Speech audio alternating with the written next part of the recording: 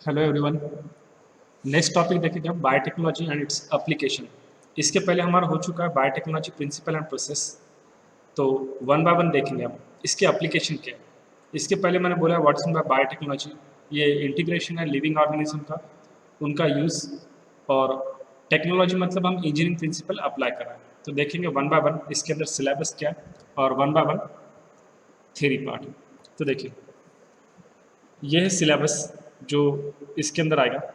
तो ये देखना हमको पहले क्या क्या इसके अंदर कवर करना है हमको। तो application of biotechnology in health agriculture, various field है जहाँ पर ये बायोटेक्नोलॉजी अपना रोल प्ले करता है। तो ह्यूमन इंसुलिन, इंसुलिन प्रोडक्शन में कैसे इंसुलिन प्रोड्यूस होगा, किस कंपनी ने इंसुलिन प्रोड्यूस किया और किसके हेल्प से प्रोड्यूस किया, ये हमको देखना है। फिर बाद में वैक्सीन प्रोडक्शन, डीएनए वैक्सीन जो रहता है, जीन थेरेपी, बहुत इंपॉर्टेंट थेरेपी ये, जेनेटिक डिसऑर्डर को क्योर करना है। तो कैसे करेंगे वो इससे देखेंगे, क्योंकि जेनेटिक डिसऑर्डर क्या होते हैं ये हमने देखा है। इसके लिए आप प्रीवियस लेक्चर देख सकते हैं, principle of inheritance and variation, वहाँ पर मैंने एक्सप्लेन किया कि what is mean by genetic disorder and which kind of disorders are there. genetically modified organism, BT crop, transgenic animal, then biosafety issue, biopiracy और patent देखना है। और ये आएगा चैप्टर इंडेक्स में वन बाय वन पार्ट, जिसके अंदर हम देखेंगे कि इनकी एप्लीकेशन, बायोटेक्नोलॉजी का एप्लीकेशन एग्रीकल्चर में क्या है, फिर बाद में जेनेटिकली मॉडिफाइड क्रॉप, उसके बेनिफिट क्या है और कॉन्ट्रोवर्सीज क्या है related to this genetically modified crop. उसके बाद बीटी टॉक्सिन देखना है, pest resistant plant, then gene therapy, biotechnology application, bioethics, biopatent. तो वन बाय वन हमको देखना है। तो स्टार्ट करते हैं पहले से। तो ये है एप्लीकेशन ऑफ बायोटेक्नोलॉजी। यहाँ पर पूरी एक लिस्ट दी है। तो ये बोलता हूँ शॉर्ट में, क्योंकि one by one any how हम देख रहे हैं डिटेल ब्रीफली। तो बायोफार्मास्यूटिकल, अब फार्मेसी आपको पता है ये ब्रांच है साइंस की जिसके अंदर डील करते हैं हम study of making the medicine और उसके कीमोथेरेपेटिक वैल्यू, मेडिसिन प्रिपरेशन और कीमोथेरेपेटिक वैल्यू। इसका मीनिंग क्या होता है कि पर्टिकुलर ड्रग बनाने के बाद, ड्रग एक्चुअल में एक लैटिन वर्ड है जिसका मीनिंग होता है ड्रॉग्यू। ड्रॉग्यू का मीनिंग होता है हर्ब, जो प्लांट से हम बना रहे हैं। वैसे तो आर्टिफिशियल केमिकल से बनाएंगे। तो उनकी कीमोथेरेपेटिक वैल्यू क्या है, कैसे वो एक्ट करेंगे, कितने डोसेस में। तो वो होता है कीमोथेरेपेटिक और therapeutic use, medicinal use. Then disease diagnosis में जेनेटिकली मॉडिफाइड क्रॉप, क्योंकि डे बाय डे क्या हो रहा है, पॉपुलेशन बढ़ते जा रही है, नंबर ऑफ माउथ्स बढ़ते जा रहे हैं, पर लैंड वैसे नहीं बढ़ रही है। तो वहाँ पर क्या करना पड़ेगा कि हमको पर्टिकुलर लैंड के अंदर क्रॉप का प्रोडक्शन बढ़ाना है। तो उस क्रॉप के प्रोडक्शन को बढ़ाने में ये बायोटेक्नोलॉजी भी अपना रोल प्ले करता है। उसके बाद प्रोसेस्ड फूड, फूड को प्रोसेस करना है, कैसे आगे आएगा। देन बायोरेमिडेशन, बायोरेमिडेशन मतलब हम लिविंग ऑर्गेनिज्म को यूज़ कर रहे हैं, किसके लिए, पोल्यूशन को कंट्रोल करने के लिए। जैसे कि फॉर एग्जांपल अगर बोले तो जहाँ पे ऑयल से रिलेटेड पोल्यूशन होता है, ऑयल स्पिल जहाँ पर होता है, तो उसको कम करने के लिए हम एक माइक्रोब को यूज़ करेंगे जिसका नाम है सुडोमोनास पुटिडा। तो वो आता है बायोरेमिडेशन में। देन वेस्ट ट्रीटमेंट, अभी हमारा रिसेंटली एक टॉपिक हुआ माइक्रोब्स इन ह्यूमन वेलफेयर, तो वहाँ पे सीवेज ट्रीटमेंट मैंने एक्सप्लेन किया, वो लेक्चर आप देखिए। वहाँ पर अरोबिक और अनोबिक माइक्रोब यूज़ हो रहे हैं। तो हम with the help of biotechnology microbe को यूज़ करेंगे और अप्लाई करेंगे जेनेटिक मतलब engineering principle, genetic engineering recombinant DNA के लिए। पर इंजीनियरिंग प्रिंसिपल हम यूज़ करेंगे, मतलब टेक्निक्स यूज़ करेंगे लिविंग ऑर्गेनिज्म को यूज़ करके, जिससे हम क्या करेंगे, जो वेस्ट वाटर है उसका ट्रीटमेंट करना ज़रूरी है। नहीं तो डायरेक्टली अगर हम वाटर डिस्चार्ज करेंगे फ्रेश वाटर बॉडीज में, रिवर में, लेक में, तो वो खराब होगा, अच्छा नहीं रहेगा। तो इसलिए ये काम को आएगा। देन एनर्जी प्रोडक्शन, ये समझ में आ जाता है एनर्जी प्रोड्यूस करने के लिए। और यहाँ पर एप्लीकेशन शॉर्ट में पहले मेडिकल बायोटेक्नोलॉजी, जहाँ पर डायग्नोसिस हो रहा है डिसीज़ का, जो मेडिसिन है उनकी कीमोथेरेपेटिक वैल्यू, कितने कॉन्सेंट्रेशन में कौन सा मेडिसिन कैसे वर्क करेगा, यहाँ पे दिख रहे होगा आपको capsule, so on. Then vaccines, agriculture में plant agriculture, farm, food processing. Then environmental biotechnology, अभी मैंने बोला आपको बायोरेमिडेशन, तो cleaning through the bioremediation, preventing environmental problems. Forensic biotechnology, जैसे पैटर्निटी टेस्ट होती है, जो पैटर्नल डिस्प्यूट होते हैं वो केसेस सॉल्व करने के लिए इसके हेल्प से, बायोटेक्नोलॉजी के हेल्प से ही हम सॉल्व कर सकते हैं।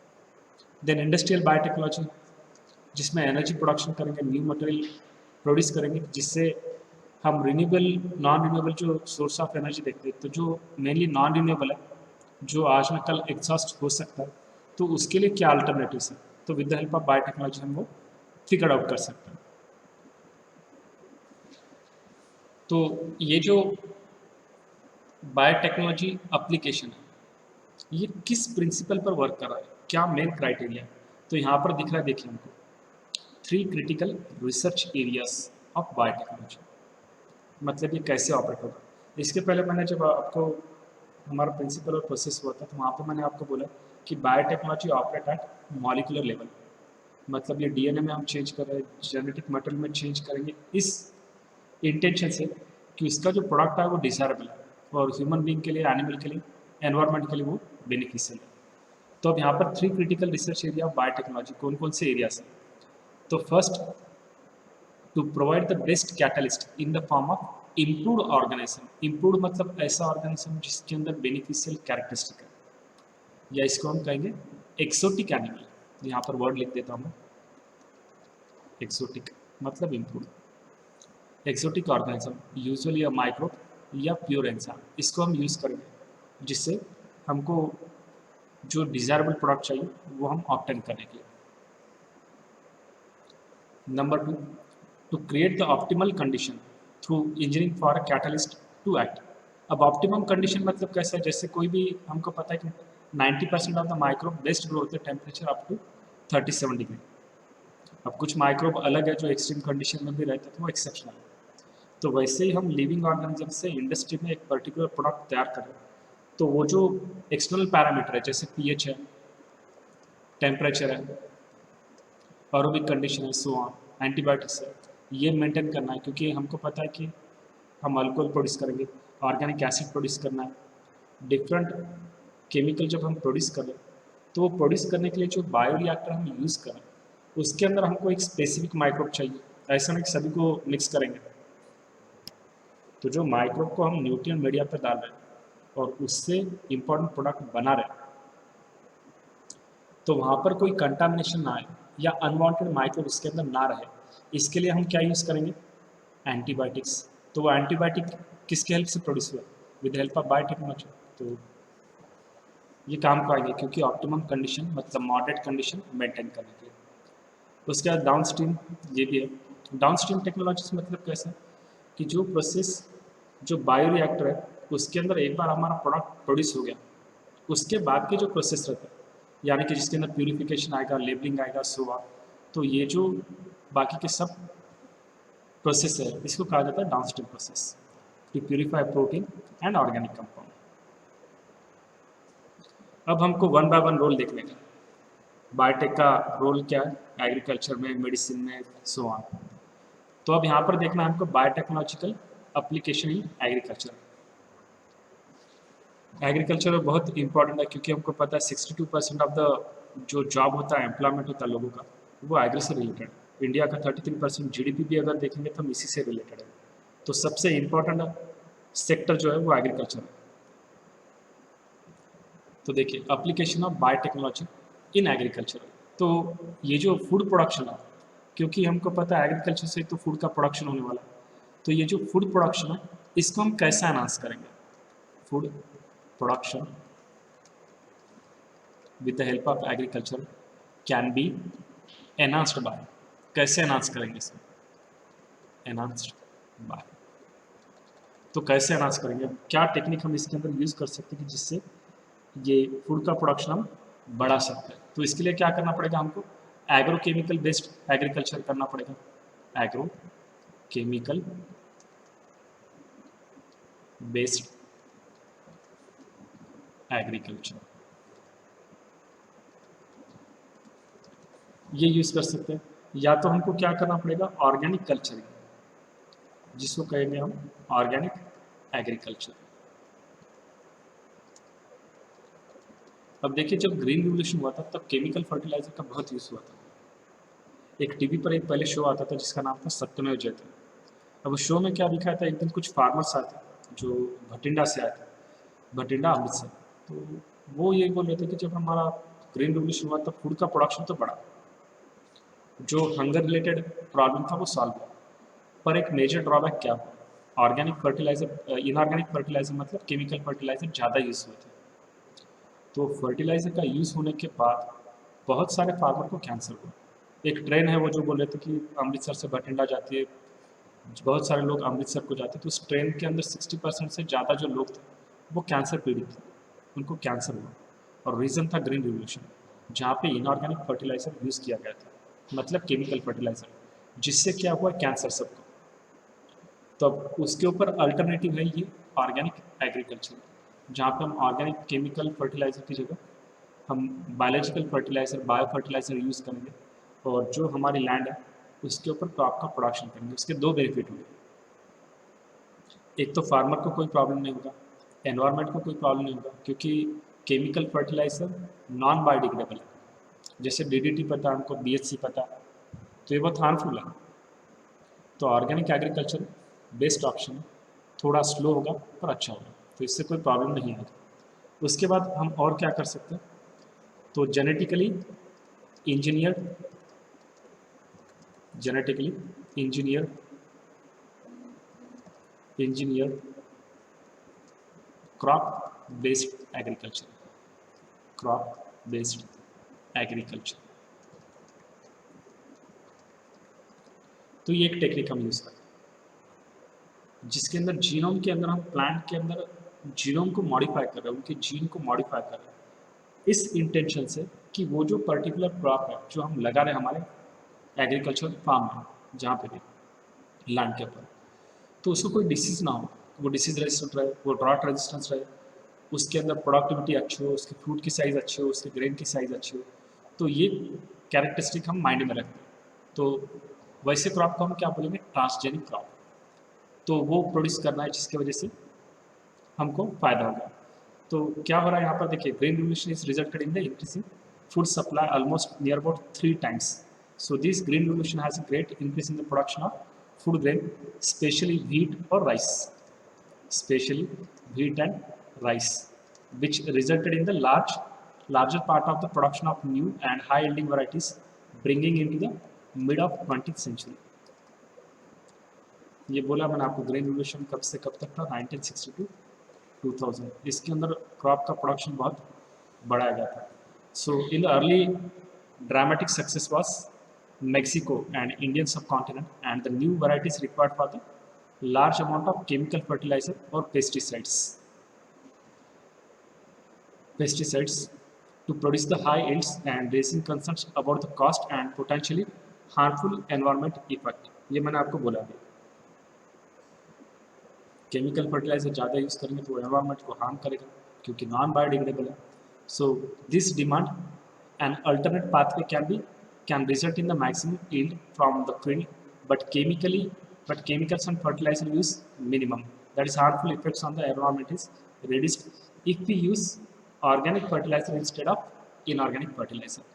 So genetically modified organism is the best alternative, which can be a plant, bacteria, fungi, animal whose genes can be altered with the help of genetic engineering. Means what we are doing? We are doing genetic manipulation. This one. So next concept is genetically modified crop. देखिए हम देखेंगे अब genetically modified crop, genome में हम modification करें,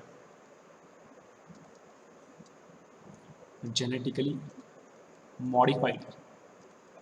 genetically मतलब ये word से समझ में आता है। देखो जीन मतलब क्या है, द सेगमेंट और fragment of DNA which is responsible for inheritance of particular character is called as gene. तो हम ऑर्गेनिज्म के अंदर का जीनोम को ही चेंज कर रहे हैं, जीन को चेंज कर रहे हैं, पर अच्छे पर्पस को, अच्छा एप्लीकेशन माइंड में रख के ऐसे ही नहीं कर रहे।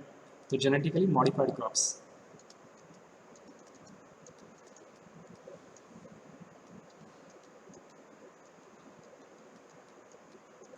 अब देखिए जेनेटिकली मॉडिफाइड क्रॉप मतलब भी कौन सा क्रॉप रहता है, ये क्रॉप रहेगा कि जो ट्रांसजेनिक क्रॉप रहेगा। तो वो किसके, उसके अंदर क्या रहेगा, उसके अंदर ऐसा जीन रहेगा जो उस जीन को कहा जाएगा ट्रांसजीन, मतलब मॉडिफाइड जीन। तो क्या बोलेंगे हम यहाँ पर, और transgenic crop, transgenic crop, transgenic crop will contain, transgenic crop is the crop that contain that contain, उसके अंदर क्या रहेगा, दैट कंटेन जीन, ऐसा जीन कि जो मॉडिफाई किया, कंटेंट्स एंड एक्सप्रेस और ट्रांसजीन। और ट्रांसजीन, ट्रांसजीन का मतलब ही क्या है, मॉडिफाइड जीन। तो पॉपुलर टर्म जो है इस ट्रांसजेनिक क्रॉप के लिए हम क्या बोलते हैं इसको, ये जो ट्रांसजीन है, जो क्रॉप के अंदर जिस जीन को चेंज किए और उससे हम ऐसा क्रॉप प्रोड्यूस किए, तो उस क्रॉप को हम क्या बोले, genetically modified crop, genetically modified crop, या इसी को क्या बोले हम, जीएम क्रॉप, जीएम क्रॉप्स। तो ये लगा। तो अब ये जो जेनेटिकली मॉडिफाइड क्रॉप जो हम प्रोड्यूस कर रहे हैं, तो इसके प्रोडक्शन के लिए हमको कुछ, इसके जो ये क्रॉप प्रोड्यूस होगा, तो इसके दो यूनिक एप्लीकेशन है। अब वो एप्लीकेशन कौन से, वो देखना। This genetically modified crop has two unique application, two unique application. तो अब ये दो एप्लीकेशन क्या है, देखिए। वन, कि कोई भी जो जीन है, तो वो जीन क्या कर सकते हैं, हम एक प्लांट के अंदर इंट्रोड्यूस कर सकते हैं, सो दैट वो प्लांट एक पर्टिकुलर एनवायरमेंट, ड्रॉट या हार्मफुल जो एडवर्स कंडीशन को फेस कर रहा है, जो कंडीशन है उसको ये फेस करके आगे बढ़ सके और हमको उससे बेनिफिट हो। So any gene means, any gene means from any organism or the gene which is synthesized chemically, or the gene which is synthesized chemically, can be used for transfer, can be used for transfer।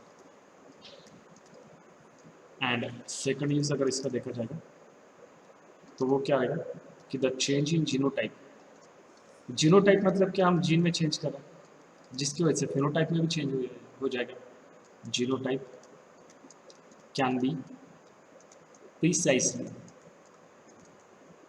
can be precisely controlled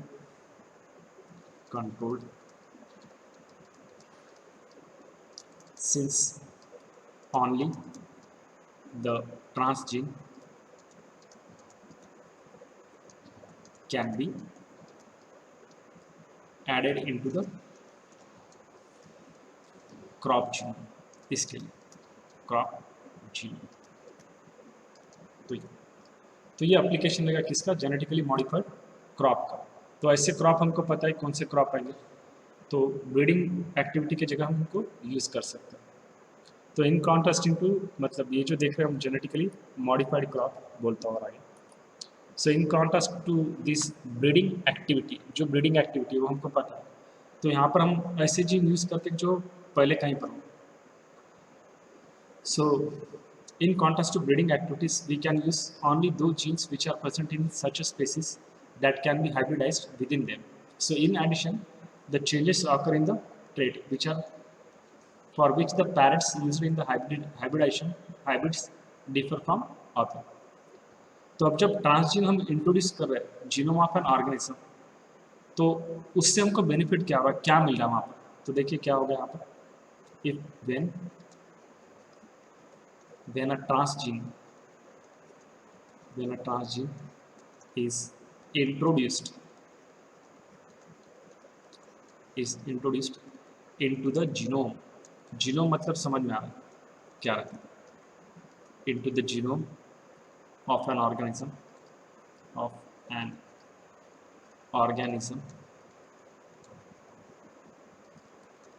it can achieve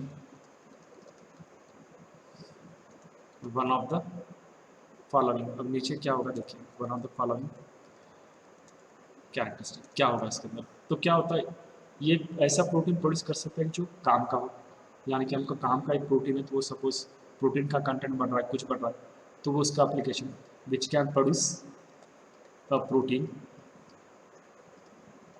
ऐसा protein जो हमारे काम का protein, that product is of our interest, in which we are interested। तो हम ऐसा product produce कर सकते हैं जो हमारे काम करेगा। तो यहाँ पर ये याद रखिए, ऐसा प्रोटीन प्रोड्यूस हो सकता है, या तो ऐसा प्रोटीन प्रोड्यूस हो सकता है जिससे हमको डिजायरेबल फिनोटाइप आएगा, जो हमको एक अच्छा फिनोटाइप चाहिए। जैसे देखो फॉर एग्जांपल, जैसे जिम में एक्सरसाइज करते हैं तो ज़्यादा वेट उठाने से मसल थोड़ा टिश्यूज फटना स्टार्ट होता है, तो उस समय हमको एक्स्ट्रा प्रोटीन का सप्लीमेंट लेते हैं, जो जिम के अंदर ये जो रहता है बॉडी बिल्डर, तो अब उसके अंदर देखो वे प्रोटीन भी आता है।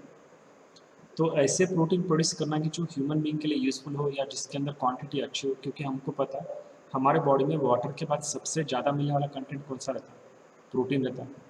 प्रोटीन के 1 लाख से ज़्यादा अलग अलग ये है एप्लीकेशन, मतलब बहुत सारे काम है प्रोटीन जो रोल प्ले करता है।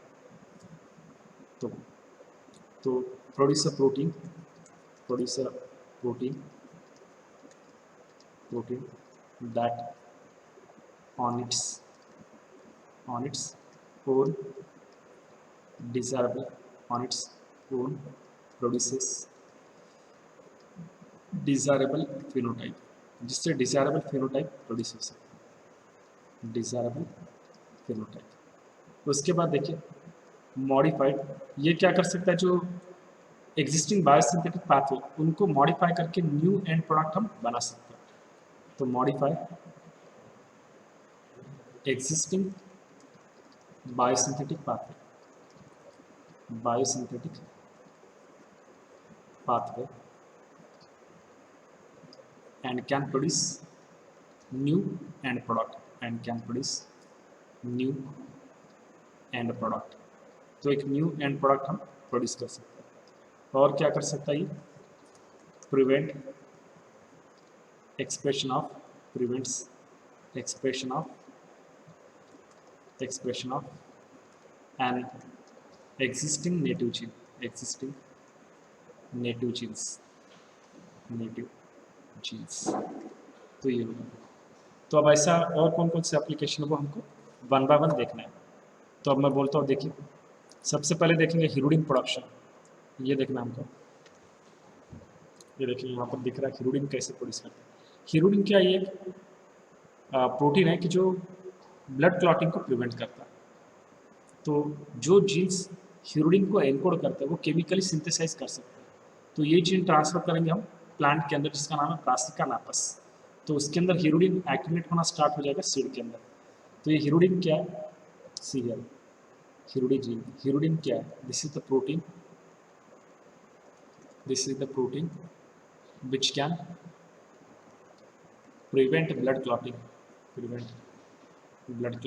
आपको लीच पता है, देखो हीरोडिना, तो उसके मतलब जो जनरली ब्लड सक करते, वो जो एनिमल है उनका माउथ रहता है सर्कुलर, सैनिवोरस बोलते हैं उनको, माउथ रहता है सुक्टोरियल, प्रिवेंट ब्लड क्लॉटिंग। तो ये रहेगा hirudin.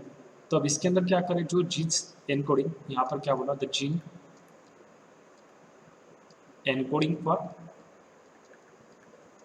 The gene encoding hirudin was chemically synthesise, इसको केमिकली सिंथेसाइज किया है, और किसके अंदर डाला, वो ब्रासिका नापस में। Chemically synthesised and this gene is transferred in, किसके अंदर ट्रांसफर किया हमने, इस प्लांट में जो आपको डायग्राम में दिख रहा है, ट्रांसफर्ड इन ब्रासिका नापस, यहाँ पर लिखा हुआ है, ये ब्रासिका नापस। अब ये ब्रासिका नापस के सीड के अंदर फिर क्या हो गया, हीरोडिन प्रोडक्शन स्टार्ट हो गया, मतलब वहाँ पर हम हीरोडिन कलेक्ट कर सकते हैं।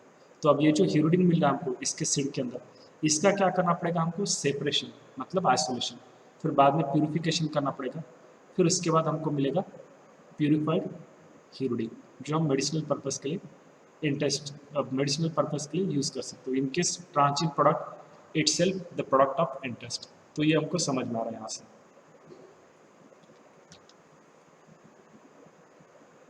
ये अभी मैंने बोला आपको। उसके बाद बायोफोर्टिफिकेशन और एक, पर इसके पहले देखिए फ्लावर सावर नाम का एक टोमेटो होता है, हम उसको भी यूज़ कर सकते हैं।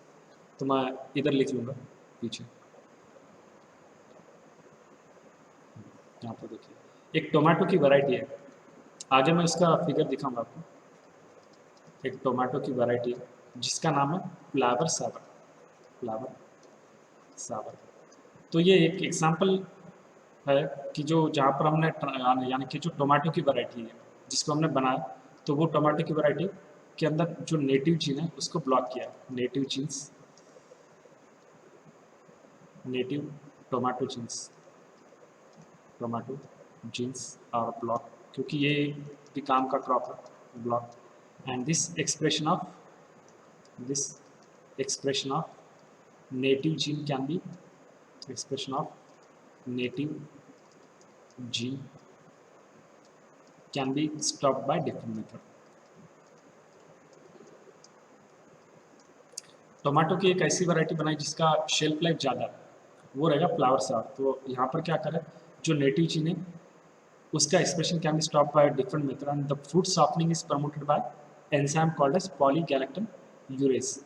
तो वो क्या करता है, वो पेक्टिन को डिग्रेड करेगा। तो ये जो एंजाइम है जिसका नाम है पॉलीगैलेक्टन यूरोनेस, उसको ब्लॉक किया तो ट्रांसजेनिक टोमेटो वैरायटी बनाई जिसको कहा जाएगा फ्लावर सावर। तो यहाँ पर क्या किया हमने कि जो फूड सॉफ्टनिंग के लिए कौन रिस्पॉन्सिबल है, फूड सॉफ्टनिंग कौन कर रहा है, ये फूड सॉफ्टनिंग ये एंजाइम जिसका नाम है पॉली गैलेक्टा यूरोनेस, गैलेक्ट यूरोनेस, URONAS, ये जो एंजाइम है।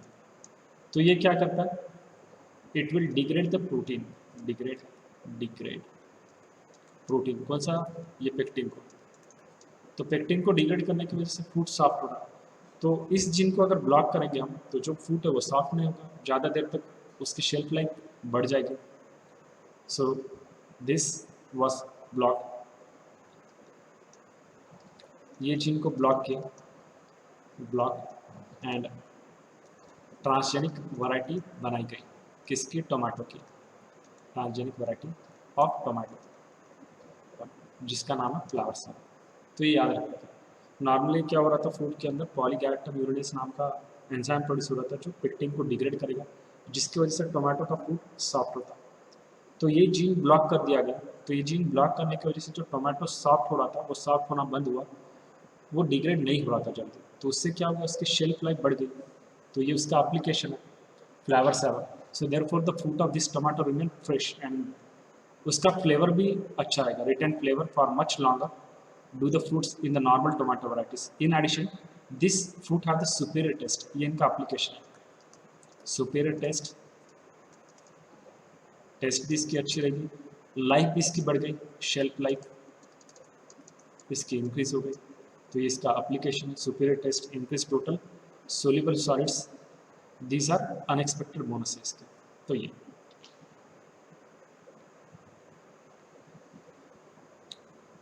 ये जो जेनेटिकली मॉडिफाइड फूड्स है, तो अभी मैंने बोला आपको इनको जेनेटिकली मॉडिफाइड फूड बोल रहे हैं, क्रॉप बोल रहे हैं। तो ये कन्वेंशनली डेवलप होते हैं मेनी वैराइटीज़। और एक इसके अंदर देखिए इसका भी एग्जांपल आता है बीटी कॉटन का, जो मैं बोलूँगा आगे। पर उसके आगे का नेक्स्ट कॉन्सेप्ट है बायो फॉर्टिफिकेशन, पर उसके पहले बोल देता हूँ आपको, ये हमको पता है, देखो बैसिलस थुरिनजेनेसिस।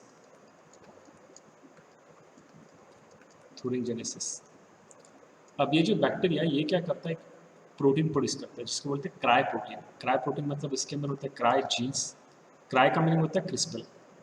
तो क्या होता है, इनके अंदर ऐसे जीन है कि जो वो टॉक्सिन प्रोड्यूस करे जो इनएक्टिव फॉर्म में होता है, पर ये जब इंसेक्ट के अंदर जाता है, हार्मफुल इंसेक्ट जो प्लांट को डिस्ट्रॉय कर रहा है, तो उन इंसेक्ट में जाने के बाद क्या होता है, उन इंसेक्ट के अंदर जो गट सिस्टम है, जो डाइजेस्टिव गट सिस्टम है, तो अल्कलाइन पीएच की वजह से ये एक्टिव हो जाता है और वो इंसेक्ट मर जाता है और क्रॉप को अफेक्ट नहीं कर पाता। So what happened? Firstly, it contains the protein which is produced by transgene in question, that is cry protein in the case of insect-resistant varieties. Secondly, it contains the enzyme-produced antibiotic resistant gene, which was used during the gene transfer and genetic engineering. So finally, it contains the antibiotic-resistant genes also itself. तो ये याद रखें। वैसे क्या करते हैं, ये जो कुछ प्लांट के सीड जो है, इसके ऊपर भी बीटी, जो ये बैसिलस थुरिनजेनेसिस को शॉर्ट फॉर्म में बीटी बोलते हैं, तो इसका पाउडर मिक्स करके भी इसको इन सीड को सो कर सकते हैं।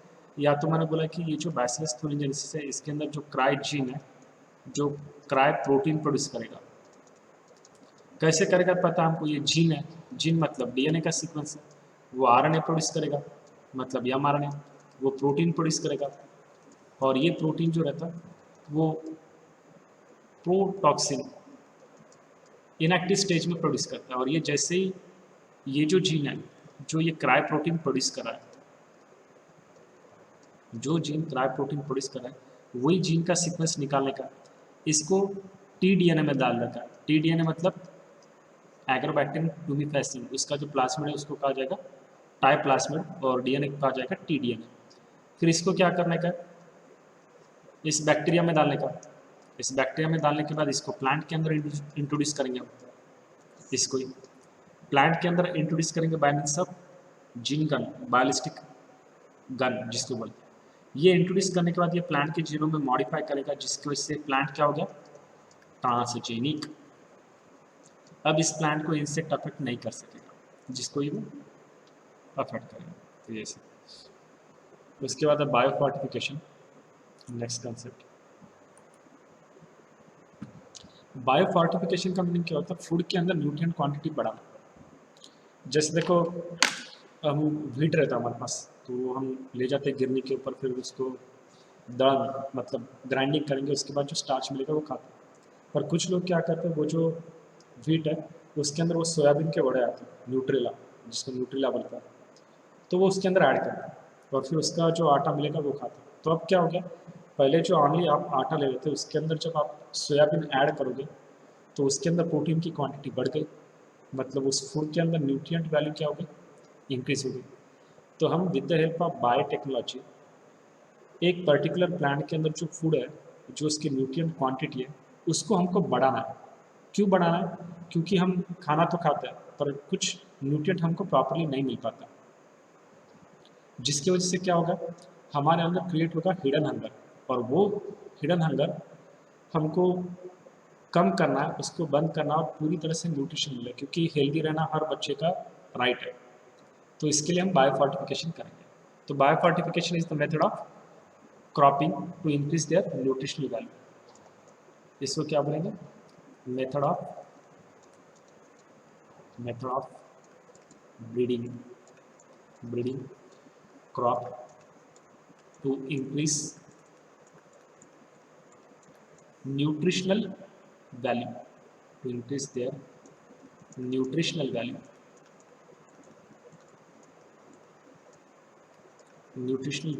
बढ़ाने के।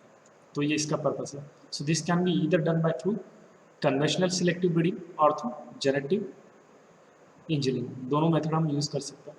तो इसके लिए दो मेथड यूज़ कर सकते हैं, either conventional selective breeding, conventional selective breeding और by genetic engineering। तो ये दो मेथड है। तो biofortification differ from the ordinary fortification because it will focus on the making the plant foods more nutritious as the plants are growing, and rather they are having the nutrients added to the food to them being they are processed. So this improvement on ordinary fortification when it comes to providing the nutrient for rural poor who rarely have the access to the commercially fortified foods। अब जो village या remote area में रहते हैं उन लोगों को सभी न्यूट्रिएंट प्रॉपर्ली नहीं मिल पाते, तो उस समय हम ऐसा कर सकते हैं। जैसे आपने देखो लास्ट टाइम देखा था हमने प्लांट ब्रीडिंग में गोल्डन राइस के अंदर क्या किया वाला, विटामिन ए की क्वांटिटी बढ़ाई बीटा कैरोटीन की वजह से। तो बस so such a fortification is seen in upcoming strategies which is dealing with the deficiency of micronutrient। तो ये याद रखा था।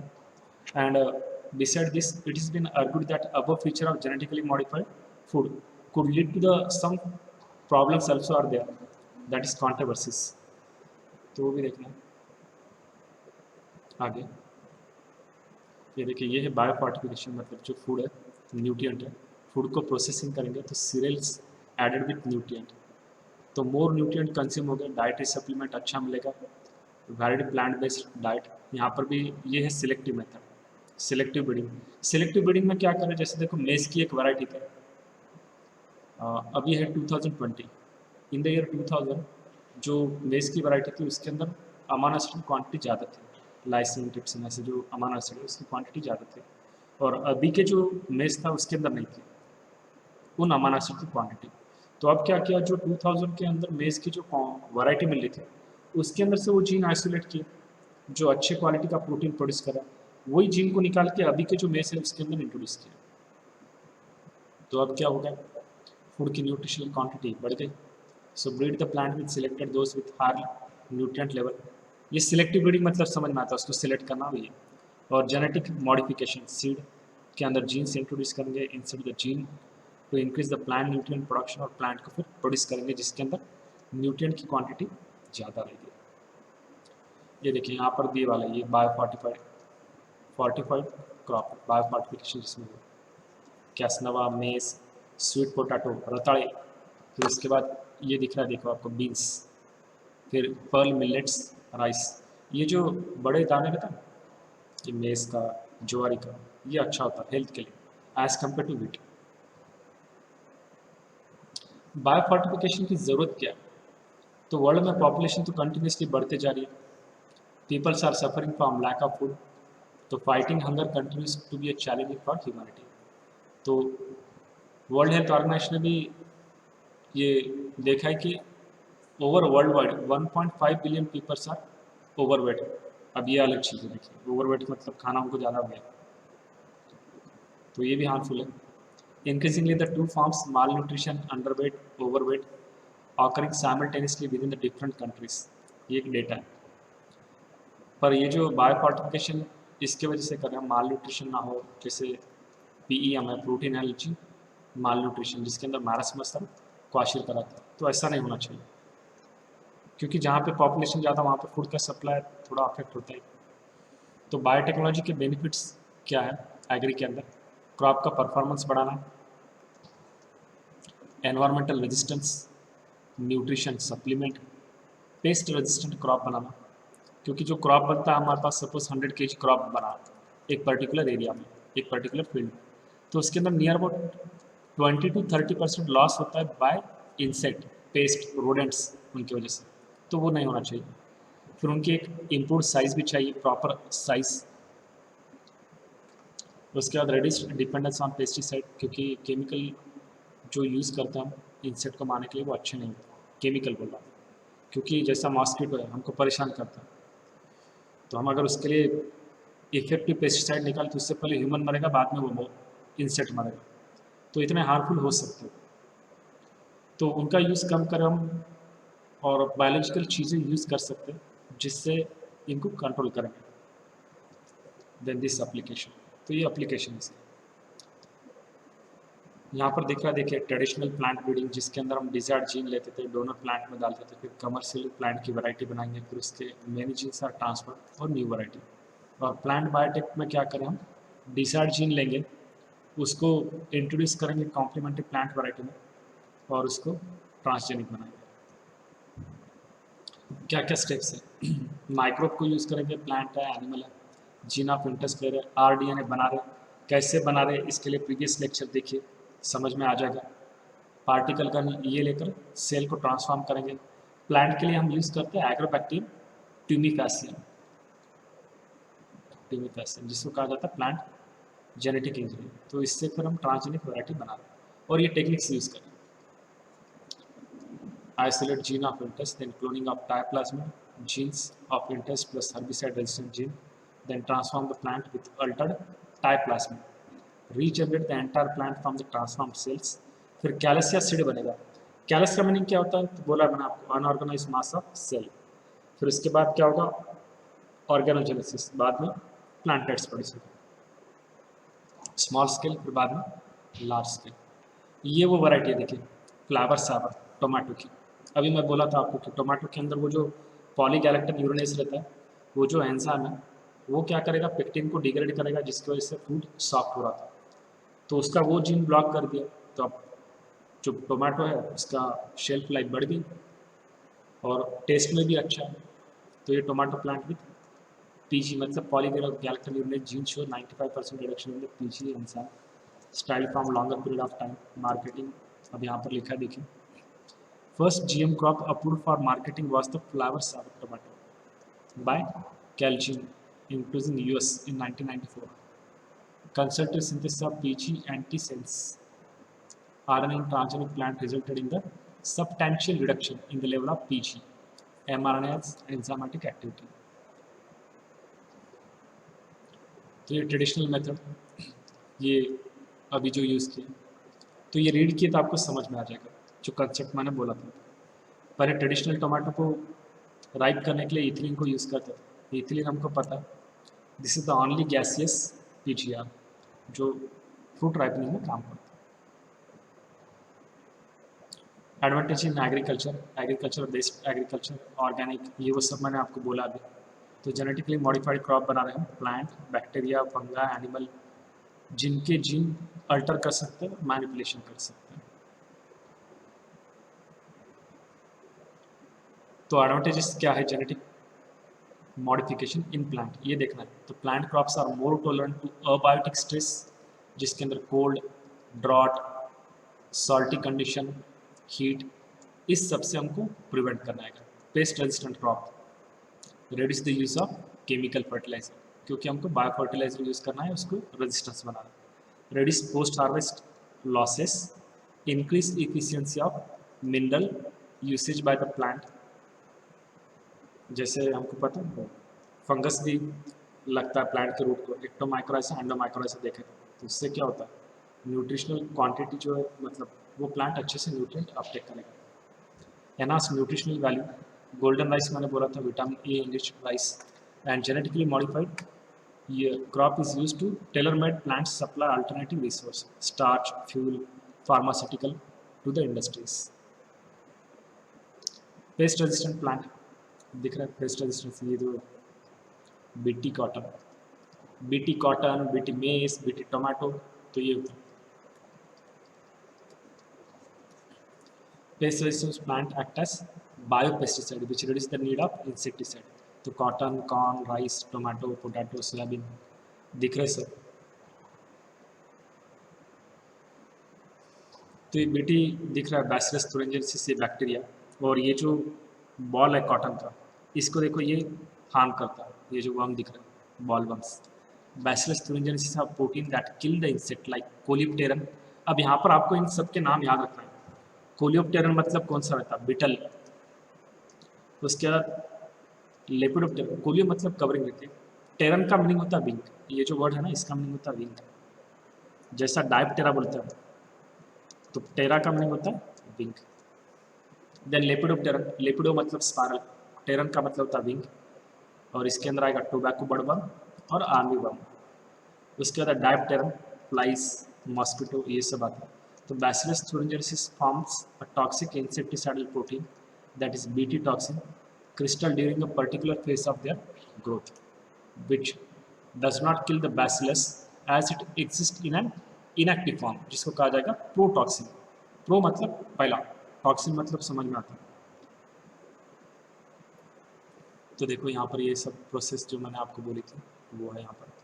ये बैसिलस thuringiensis, ये इसके क्रिस्टल किसकी वजह से प्रोड्यूस होंगे, क्राइजिन की वजह से। तो ये बीटी कॉर्न, बीटी क्रॉप, ये सब बना सकते हैं। तो ये जब इस वर्म में जाएंगे तब वहाँ पर होगा सोल्यूबलाइजेशन, एक्टिवेशन, और फिर बाद में वो जो है वो मर जाएंगे। तो when insect ingest the inactive toxin converted into active toxin due to alkaline pH, ये वर्ड इंपॉर्टेंट है, ये याद रखिए, alkaline pH of the gut which solubilise the crystal, मतलब सोल्यूबलाइजेशन होगा। और जो इन बैसिलस ने जो टॉक्सिन प्रोड्यूस किया वो इनएक्टिव फॉर्म में, पर इनके अंदर जाते हैं एक्टिव फॉर्म में हो जाता है, किसमें, इंसेक्ट में जाने के बाद। The toxin bind the surface of mid gut of epithelial cell and create the pores and cause the cell swelling, cell का स्वेलिंग होगा, फिर बाद में सेल लाइसिस होगा मतलब ब्रेक, और उसके बाद इसकी डेथ हो जाएगी। तो उसके बाद ही होता है ये काम, ठीक है। तो यहाँ पर दिख रहा है Bt toxins are isolated from the Bacillus thuringiensis, which is incorporated into the crop plant such as cotton. And most of the Bt toxin are insect group of specific the target specific. The toxin is coded by the gene Cry1AC, name as Cry. Cry तो मतलब मैंने आपको बोला, Cry का meaning होता है crystal. Protein encoded by the genes Cry1AC, Cry1AB control the cotton bollworm। ये याद रखना है, यहाँ पर जो Cry1AC बोला और फिर बाद में क्राई 2 AB, ये दोनों क्या करेंगे, बॉल बम को कंट्रोल कर रहे हैं, तो ये याद रखना। और जो ये क्राई 1 AB जो दिख रहा है, ये क्या करेगा, कॉर्न बोरर को कंट्रोल करेगा। कॉर्न बोरर मतलब क्या रहता है, जो इनके स्टेम को, बॉल को ऐसा बोर मतलब होल क्रिएट करता है। तो ये उसके बाद आगे का कंसेप्ट हम नेक्स्ट लेक्चर में लेंगे वहाँ से। बेस्ट रेजिस्टेंस जो प्लांट है मैराडोगानी इंकोग्रेशिया, तो ये मैं एक्सप्लेन करूँगा नेक्स्ट लेक्चर में। तो यहाँ तक याद रखना है, क्योंकि हम और कंटिन्यूसली लेक्चर की सीरीज देखना है तो आपको समझ में आएगा। स्किप करोगे तो नहीं समझ में आएगा, इसलिए फर्स्ट से लेकर लास्ट तक देखते जाइए।